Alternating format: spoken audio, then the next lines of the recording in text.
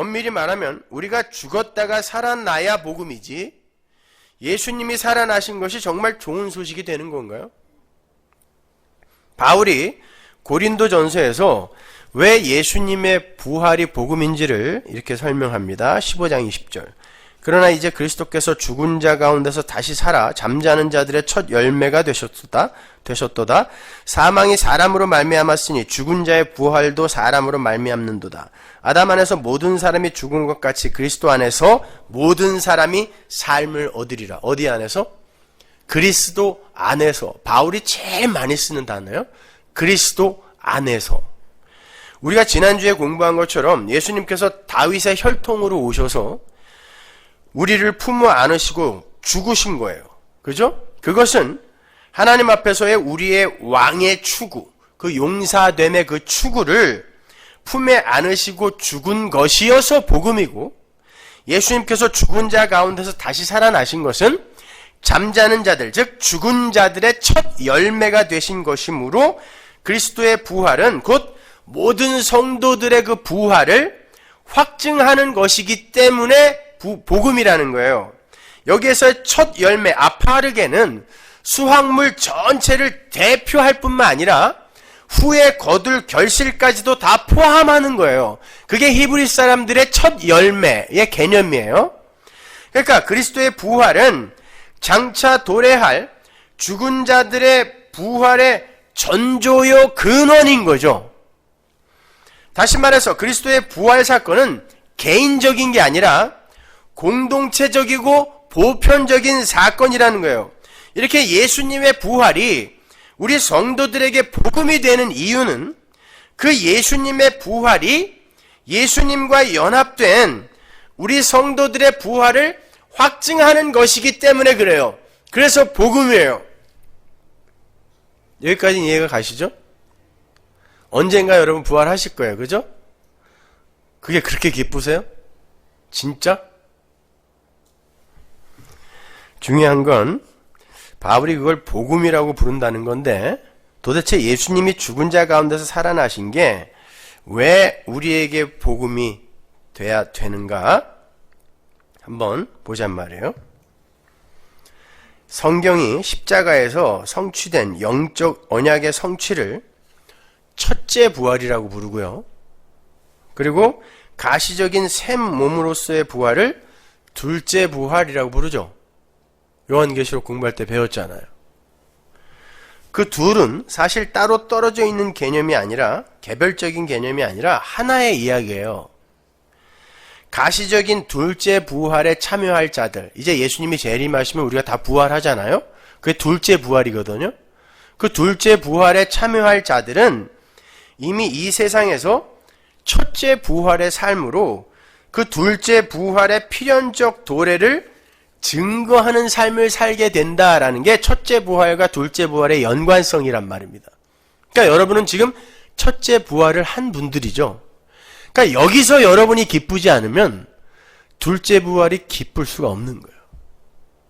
근데 여기서는 오만상 다 찌푸리고 그냥 어깨에 이 세상의 모든 짐을 다 짊어진 것처럼 살면서 나는 부활을 기다려요. 이건 거짓말이란 뜻입니다. 그러니까 오늘 여러분은 이 첫째 부활의 이 삶이 왜 여러분에게 기뻐야 되는지를 꼭 배우고 가셔야 되는 거예요. 우리가 오늘 집중적으로 공부할 부분이 바로 그 첫째 부활에 참여한 자들의 지상적 삶에 관한 부분이에요. 그냥 살라고 그러지 않았나? 한번 들어보세요. 거기에 대해서 가장 잘 설명해주고 있는 책이 바로 요한계시록이에요. 요한계시록은 여러분이 아시는 바와 같이 천상의 완료된 교회와 지상의 그 가시적 교회를 넘나들면서 왔다 갔다 하면서 천상의 완료된 교회가 이 지상에서 어떠한 삶을 살게 되는지에 관한 교과서 같은 책이 요한계시록이죠. 잘 읽으시란 말이에요. 그러니까 그 중에서 계시록 20장을 한번 보잔 말이에요. 4절. 또 내가 보좌들을 보니 거기 앉은 자들이 있어 심판하는 권세를 받았더라. 또 내가 보니 예수의 증거와 하나님의 말씀을 인하여 목배임을 받은 자의 영혼들과 또 짐승과 그의 우상에게 경배하지도 아니하고 이마와 손에 그의 표를 받지도 아니한 자들이 살아서 그리스도로 더불어 1000년 동안 왕노릇하니 그 나머지 죽은 자들은 그 1000년이 차이까지 살지 못하더라. 이는 첫째 부활이라. 이 첫째 부활에 참여하는 자들은 복이 있고 거룩하도다. 둘째 사망이 그들을 다스리는 권세가 없고 도리어 그들이 하나님과 그리스도의 제사장이 되어 1000년 동안 그리스도로 더불어 왕노릇하리라. 잘 보세요. 여기에서 이 1000년이라는 단어가 전천년설과 후천년설, 무천년설을 각기 이 무천년설이라는 각기 다른 종말론의 해석을 낳게 된 단초죠. 1000년이란 말은 여기 딱 한 번 나오는 거예요. 이거 갖고 수많은 종말론들이 이렇게 나온 거란 말입니다.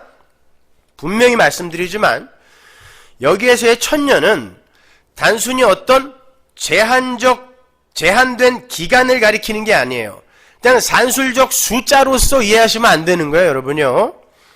성경에서의 1000이라는 숫자는 항상 온전함과 완료라는 의미를 내포하고 등장해요.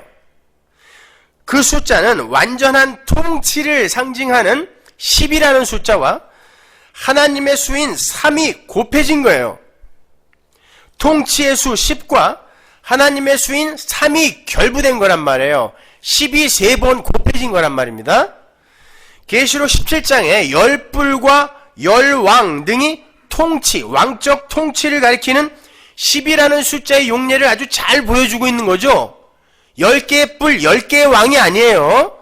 그거는 온전한 왕적 통치를 가리키는 거였단 말입니다. 구약에서도 그러한 용례가 나타나죠. 하나님이 율법을 주시면서 내 말을 잘 듣는 자는 1000대까지 축복해준다 라고 이야기하잖아요. 거기에서의 그 1000대는 딱 1000대까지만 내가 축복해주겠다는 그런 뜻 아니에요. 하나님 말을 잘 들은 사람도 없을 뿐만이 아니라 누군가 잘 들었다고 할지라도 그의 후손이 1000대까지 복받는 거 보셨어요? 그런 얘기 하는 거 아니란 말입니다. 거기에서의 그 1000이라는 것은 하나님의 그 은혜의 통치의 완전함과 완료성, 그것을 보여주는 거란 말이에요.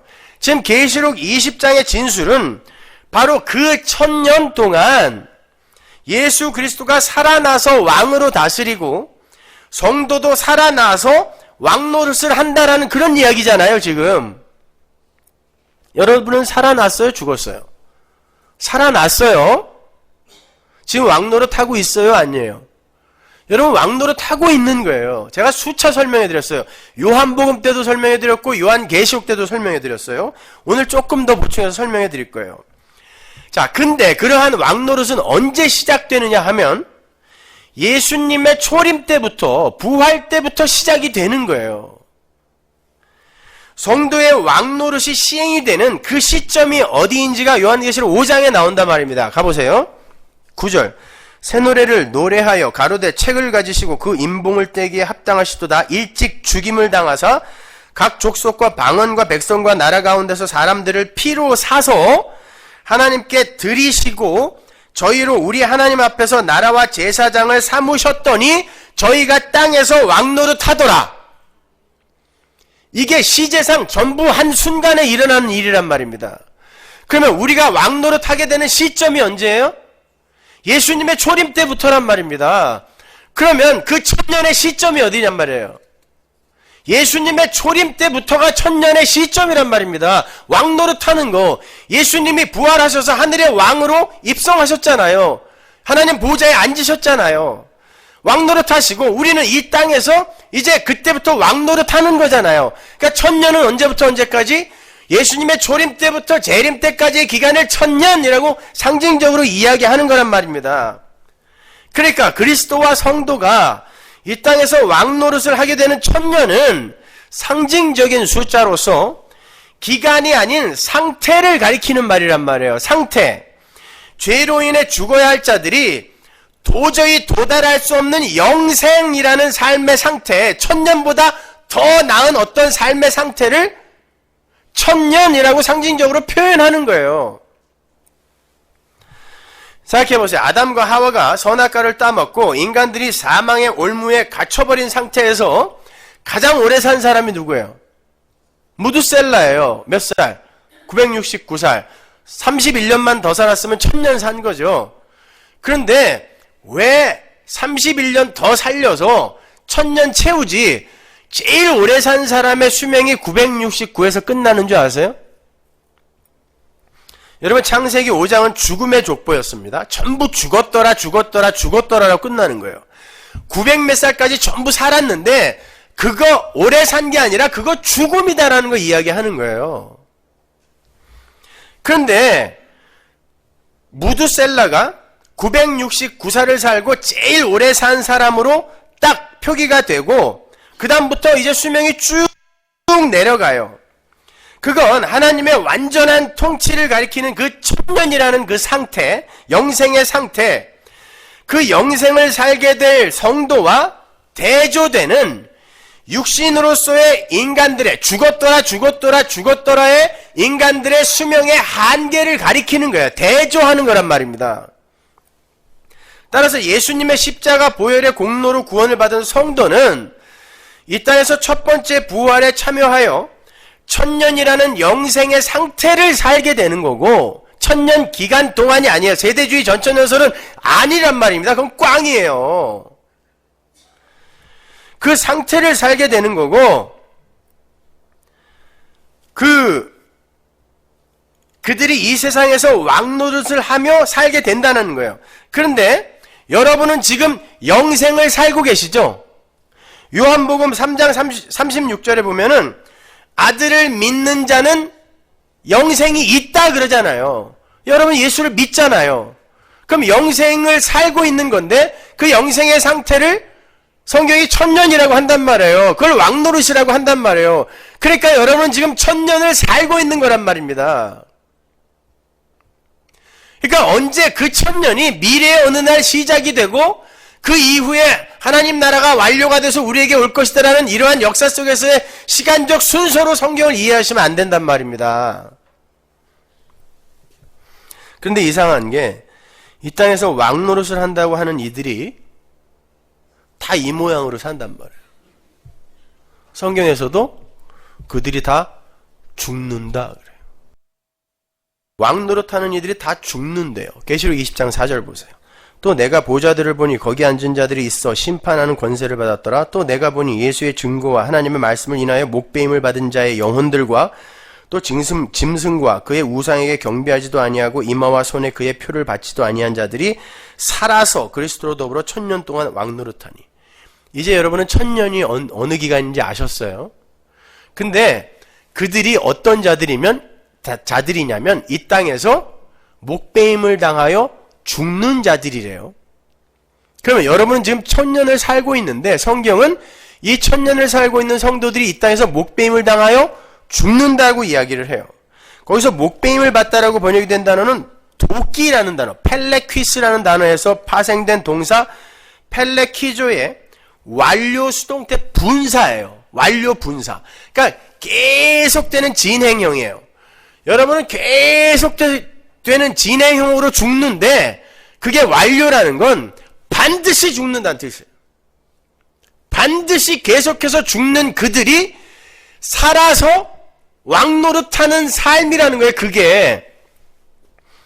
근데 어느 정도로 죽냐면 사도 요한이 이 단어를 갖다 써요. 도끼로 잘라 목을 댕강 잘려 죽는 죽음이에요. 가장 처참하게 죽는 모습이었어요. 그때 고대 당시에요. 고대 시대 때. 근데 이게 성도의 왕노릇이라는 거예요. 그 이마와 손에 그의 표를 받지 아니한 자들이 살아서라는 그 단어는 부정 과거 시제거든요. 어느 한순간에 살아나는 거예요. 살아났다라는 거예요. 영단번에. 언제 삽니까? 십자가에서 영단번에 제사가 드려짐으로 말미암아 하나님의 백성은 거기서 다 사는 거란 말입니다. 그러니까 예수님이 십자가에서 죽으시고 부활하심으로 말미암아 우리는 살아나서 왕노릇을 하는데 그때부터 1000년을 살게 되는데 우리의 인생이 1000년이란 말이에요. 근데 그 삶 전체가 뭐냐면 반드시 완료예요. 반드시 계속하여 목배임을 도끼로 목배임을 당하는 삶이 된다는 뜻인 거예요. 이게 무슨 복음이냔 말입니다. 도끼로 맨날 맞아서 목이 떨어지는 삶이 우리에게 온다는데 그게 어떻게 복음이냔 말이에요. 계시록 6장 9절 보세요. 다섯째 인을 떼실 때에 내가 보니 하나님의 말씀과 저희에 가진 증거를 인하여 죽임을 당한 영혼들이 제단 아래 있어 큰 소리로 불러 가로되 거룩하고 참되신 대주제여 땅에 거하는 자들을 심판하여 우리 피를 신원하여 주지 아니하시기를 어느 때까지 하시려나이까 하니 각각 저희에게 흰 두루마기를 주시며 가라사대 아직 잠시 동안 쉬되 저희 동무 종들과 형제들도 자기처럼 죽임을 받아 그 수가 차기까지 하라 하시더라. 요건 땅에 있는 어떤 사람들이 다 죽어야 될 때까지 천상에 있는 이미 올라가 있는 하나님의 백성들이 기다려야 한다라는 그런 뜻으로 이해하시면 안 돼요. 천상에는 이미 완료된 하나님의 교회가 존재한단 말입니다. 그들이 땅에 있는 것들의 죽음을 기도하고 있다라는 요걸 여러분이 꼭 머릿속에 지금 두고 계셔야 돼요. 근데 땅에 누가 내려와 있냐면 그 기도하는 자들이 육신을 입고 내려가 있다니까요. 그게 가시적 교회고 천상의 교회는 완료된 묵시 속에서의 나란 말이에요. 그게 묵시, 히브리의 묵시 문학을 이해하는 아주 중요한 키예요.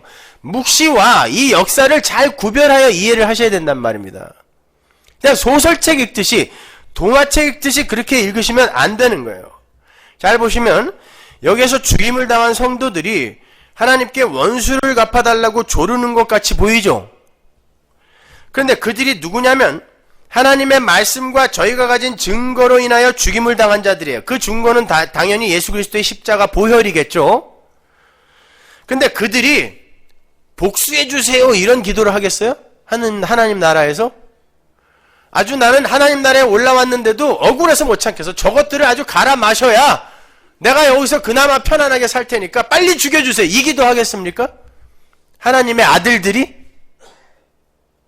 거기다가 하나님은 조금만 기다려봐. 내가 좀 이따 다 죽여버릴 거니까 기다려. 이 얘기잖아요 지금. 그 얘기 하시는 거겠냐고요 이게. 아니 스데반이라는 사람도 주여 저들의 죄를 저들에게 돌리지 마소서라고 죽었는데 천상에 완료되어 있는 교회가 전부 합심하여 저것들 빨리 죽여주세요 이 기도하고 있겠냐고요.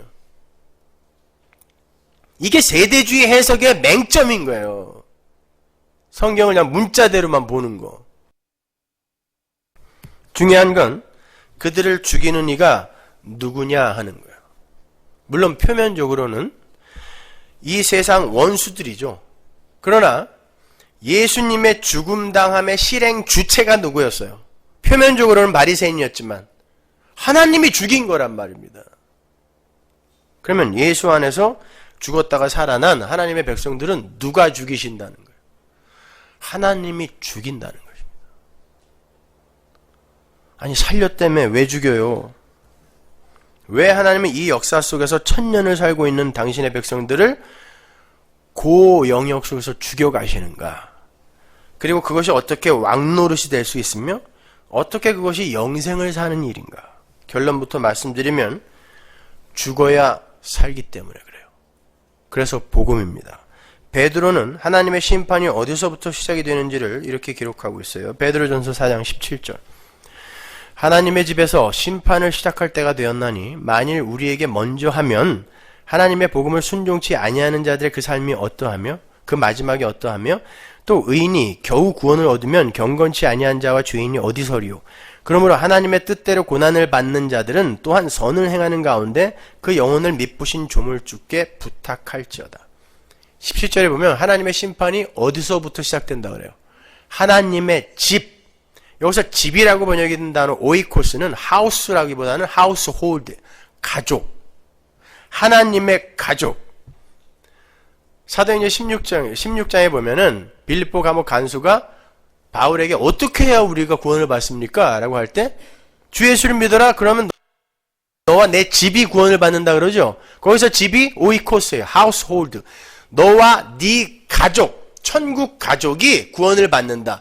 그러니까 네가 주 예수를 믿게 되면 네가 하나님이 택한 천국 백성, 천국 가족의 구원에 기여를 하게 된다는 뜻이에요. 우리가 예수 믿으면 우리 식구 전부 구원받는다 그런 뜻이 아니라 그렇게 집은 household, 가족이에요. 그러니까 심판이 시작되는 하나님의 집은 하나님의 천국 가족이란 말입니다. 보세요. 그들이 먼저 심판받고 나중에 하나님의 복음을 순종치 아니하는 자들이 받는다 그러잖아요. 베드로가. 디모데전서에서 바울이 그 하나님의 집이 무엇인지 정확히 이야기해 줍니다. 디모데전서 3장 15절. 만일 내가 지체하면 너로 하나님의 집에서 어떻게 행하여야 할 것을 알게 하려 함이니 이 집은 살아계신 하나님의 교회요. 분명해졌죠? 자, 하나님의 집, 교회에서 심판이 먼저 일어난다? 그리고 나머지는 나중에 최후의 심판 때 심판을 받게 된다 그래요. 왜 우리가 먼저 받아야 되냔 말이에요. 잘 보시면요. 바울이요. 하나님의 집이라고 말을 하고는 바로 뒤에서 우리라고 말을 받죠. 그러니까 우리, 지금 구원받은 나를 이야기하는 거예요. 그 나, 왜 나에게 하나님이 먼저 심판을 하고 들어오시냔 말이에요. 왜 구원받은 자들은 이미 심판받았다며, 예수님의 십자가 위에서 심판받았다며 왜 심판을 하고 들어오냔 말이에요. 우리에게, 왜 우리에게.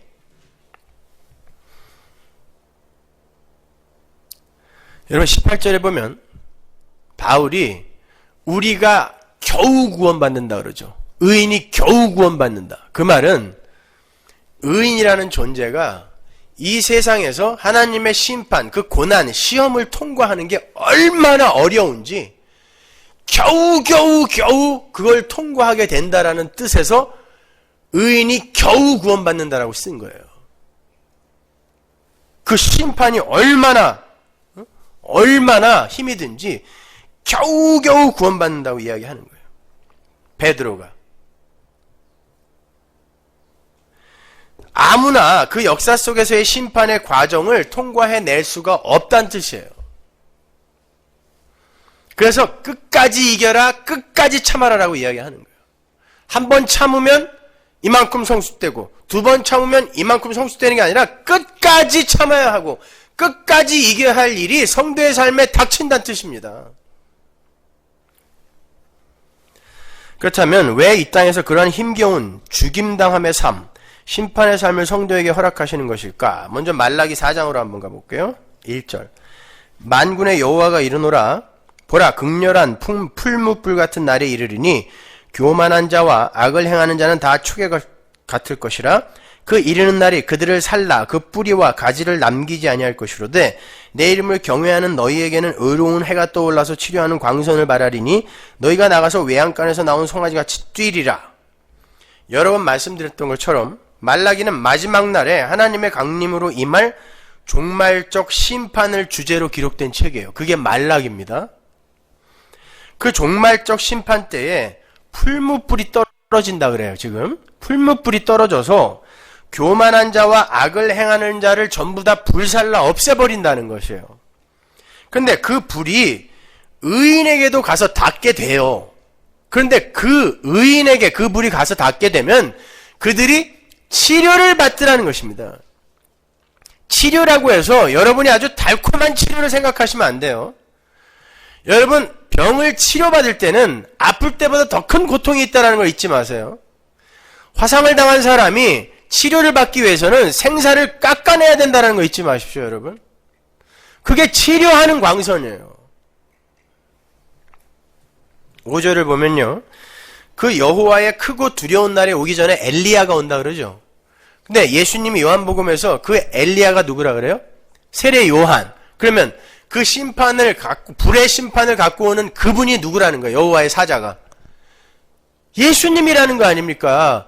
그 말라기에 그 불심판을 갖고 온 그 존재 바로 앞에 엘리야를 보낸다 그랬는데 예수님이 그 엘리야가 세례 요한이라고 했으니까 그 뒤에 오신 분이 예수님 아니에요. 그러니까 불심판을 갖고 온 분이 누구? 예수님이라는 거란 말입니다. 그러니까 예수님이 오심으로 심판은 이미 시작된 거예요. 근데 하나님의 백성들에게는 그게 치료하는 광선인데 아프단 말입니다. 목사가 아무리 은혜가 모든 것을 다 덮으니까 그냥 살라라고 초를 쳐도 여러분 안에 여러분이 그냥 막 살 수 없게 만드는 무언가가 꿈틀거려서 여러분을 아래로 지금 밀고 내려가고 있단 말입니다. 목사는 계속 그냥 사세요, 막 사세요 라고 이야기하는데 여러분은 그렇게 못 사는 여러분을 분명히 발견했단 말입니다. 그게 바로 하나님의 열심에서 격발이 된 진짜 성도의 열심인 거예요. 마게도냐 교회가 가난해도, 극한의 가난해도 예루살렘 교회를 위해서 도해지난 헌금, 연보를 한 게 연극이었을까요? 우리는 이렇게 가난한데 예루살렘 교회를 도와줄 수 있는 기회를 주어서 고맙다라는 게 이게 연극이었을까요? 그 연극이 성경에 기록되어 있겠습니까? 하나님의 복음을 들고 투옥과 죽음을 마다하지 않으면서 산촌을 누볐던 하나님의 사도들의 그 열심이 정말 외식이었겠어요? 감옥 속에서도 찬양을 했던 우리 신앙의 선배들의 그 담대함이 쇼였겠습니까? 분명 성도에게는 변화와 성숙이라는 것이 있어요. 그리고 피눈물 나는 고민과 열심과 노력이 성도의 삶에 나타납니다. 그러나 그러한 것들을 나라는 존재의 가치 격상이나 영광 챙기기나 자아 확립이나 자아 확보, 자아 성취의 도구로 쓰기 위해서 인위적으로 조작해내는 오늘날 성도라 자처하는 이들에게 경종을 울리고 싶어서 제가 지난 1년간 인간들의 행위를 그렇게 두들겨 팼던 것입니다. 목적을 갖고요. 그리고 그것을 실천하기 위해서 저희 교회는 정말 열심히 말씀을 공부했고 올바로 살기 위해 부단히 노력했던 교회입니다. 그런데 어느 시점에서 서머나 교회가 풍성한 말씀과 삶을 갖고 오히려 다른 사람들을 얕잡아 보기도 하고 경홀히 여기기도 하며 무례하기까지 한 것을 보게 됐습니다. 저부터 시작해서. 문제의 중심에는 항상 성경을 가장 열심히 공부한다는 사람들이 서 있었고 착하게 살자고 떠벌리며 다니던 사람들이 편당을 가르곤 하는 것을 봤어요. 서머나 교회는 정말 열심히 공부했고 열심히 살려고 노력을 했던 교회입니다. 그건 누구보다 제가 더 잘 알아요. 그런데 그러한 노력과 열심이 우리 자신을 비워내고 겸손의 자리, 특글의 자리로 인도한 게 아니라 교만과 위선의 자리로 밀어 올리는 경향이 없지 않더라는 것을 제가 본 것입니다. 저는 그것이 신비주의나 기복주의보다 더 위험한 거라고 생각했어요. 그래서 자신의 가치와 위상과 만족을 챙기기 위한 가짜 열심과 가짜 업적과 가짜 섬김과 가짜 착함을 쳐내기로 작정을 했던 것입니다. 그래서 장로님들에게 선전포고를 했던 거예요. 그동안 저는 성화론에 대해서 목숨을 걸고 반대를 하는 이들의 책과 논문들과 그들의 강의들을 정말 치열하게 탐독했고 듣고 읽고 쓰고 하면서 제 나름대로 가짜 성화를 부수는 외로운 싸움을 해왔어요. 그들의 주장이 옳아서가 아니라 그들의 주장 속에서 과연 개혁주의의 성화론 중 어떤 것이 허구이며 어떤 것이 깨져나가야 할 것인지를 배우기 위함이었어요. 도대체 우리 교회에 이 성화라는 것이 무엇이 잘못되었길래 지금 결과가 이렇게밖에 안 나타나는가, 그걸 배우기 위함이었어요. 그걸 공부하면서 저는 그들의 오류가 무엇인지도 알게 됐습니다. 저에게는 아주 유익한 시간이었어요. 기독교를 좀 더 풍성한 시각으로 거시적으로 바라볼 수 있는 눈이 생겼어요. 그리고 어떤 것이 허구이며 어떤 것이 깨져나가야 할 것인지가 명료해졌습니다. 저는 우리 교회에서 바로 그런 것들을 깨버리고 싶었던 거예요. 인간이 쌓은 성화를 부수는 작업은 당하는 사람 입장에서는 제사를 도려내는 듯한 아픔으로 감지가 된다는 것을 저는 익히 잘 알아요. 그러나 그게 깨져나간다는 건 그게 하나님이 주신 게 아니다라는 증거거든요. 그건 반드시 아파도 깨져야 돼요. 많은 분들이 그동안의 설교를 들으시면서 그동안 내가 했던 그 일들이 정말 저의 의쌓기였군요 라고 고백하는 걸 저는 수없이 많이 들었어요. 그런 면에서 성공입니다. 그러면 이제 아무것도 안 해도 되는 거 아니요. 이제 내 삶 속에 위선으로 껍데기로 덕지덕지 쌓아놓은 게 깨졌으면 이제 하나님이 내 안에서 열심을 부리게 만드시는 그 하나님의 열심으로 다시 열심히 하자는 것입니다. 진짜 열심을 부리자는 거예요. 내 위상과 내 가치와 우리 교회의 가치와 영광을 챙기기 위한 쇼, 연극 이런 거 말고 진짜 예수 그리스도의 심장, 내 안에 들어와 있는 예수의 생명으로 열심을 부리자는 것입니다. 많은 분들이 어떻게 살아야 하는가로 고민하는 걸 제가 봤어요. 여러분, 왜 목사가 어떻게 살아야 하는가에 대한 대답을 주어야 한다고 생각하십니까? 목사는 예수만 전하면 되는 거예요. 어떻게 살아야 하는가는 하나님이 여러분 안에서 여러분에게 친히 가르치실 것입니다. 왜 목사가 이렇게 살라고 하면 이렇게 살고 저렇게 살라고 하면 저렇게 살려고 하세요? 목사가 지옥 가자 그러면 갈 겁니까? 왜 우리의 신앙의 선배들이 목사들아, 설교자들아, 말씀이 일을 하게 하라 라고 하셨는지 아세요? 목사는 거기에 그 영역까지 침범하면 안 돼요. 이렇게 사세요, 저렇게 사세요, 이건 하세요, 이건 하지 마세요. 아니요. 그냥 목사는 성경에 있는 예수만 소개하면 되는 것입니다. 삶은 하나님과 여러분이 1대1로 그 관계 속에서 만들어내야 되는 거예요. 그런데 가짜들은 마음대로 사세요. 하나님이 하나님의 은혜로 다 완료하신다니까요 하면 그래 이제 망고 땡이구나 이리로 간단 말입니다. 하나님의 말씀은 어차피 구별이에요. 누가 진짜고 가짜인지 구별시키는 구별. 여러분, 우리는 그동안 정말 최선을 다해서 열심히 말씀도 공부했고 최선을 다해서 선하게 살려고 노력도 해봤고 우리의 삶 속에서 이런 것들이 다 연극이었고 허구였고 쇼였구나를 배우기도 했습니다. 이제 무엇가 우리의 삶 속에서 내 의로 쌓이는 가짜 열심인지 어떤 것이 허구인지 이제 알았으니까 그리고 그냥 막 살려고 해봤더니 우리의 마음이 얼마나 불편한지도 알았으니까 이제 진짜 하나님이 우리의 삶 속에서 격발시키는 열심, 그 열심을 갖고 최선을 다해서 다시 뛰자 말입니다.